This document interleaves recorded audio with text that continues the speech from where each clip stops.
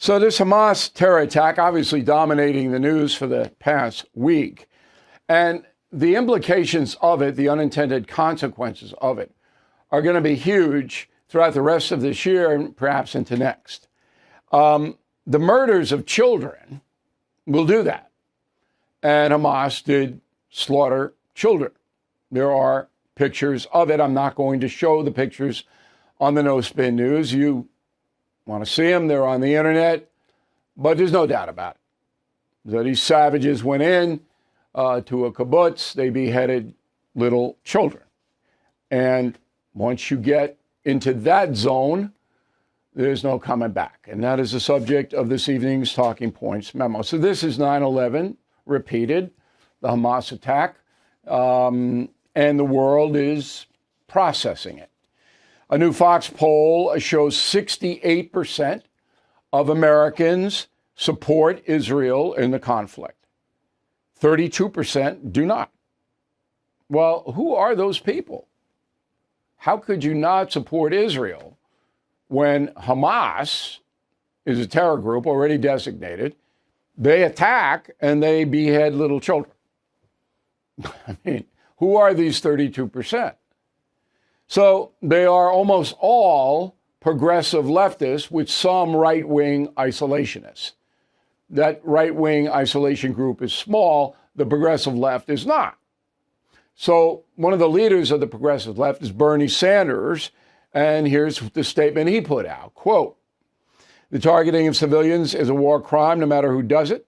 Israel's blanket denial of food, water, and other necessities to Gaza is a serious violation of international law, will do nothing but harm innocent civilians. But we must also insist on restraint from Israeli forces attacking Gaza, work to secure UN humanitarian access. Let us not forget that half of the 2 million people in Gaza are children. Children and innocent people do not deserve to be punished for the acts of Hamas." Bernie Sanders, October 11th. Okay, so that is ridiculous. And Bernie Sanders is Jewish. He knows it's ridiculous, but he can't go against his progressive belief system. Israel is warning the people of Gaza to get out, okay, particularly of the cities. Get out. They're warning them. Israel is going to dismantle Gaza. It has to, because if it doesn't, then Hamas will do this again and again and again, because it's going on for decades. So Israel's going to go in with its military. They're not going to behead babies. They're not going to do that. But there is going to be rockets and air and all that, and innocent civilians are going to die, which is exactly what Hamas wants. Hamas wants innocent civilians in Gaza to die. It doesn't care about life. And then the Hamas people will show the pictures to the press, and it'll be, oh, look at what Israel's doing.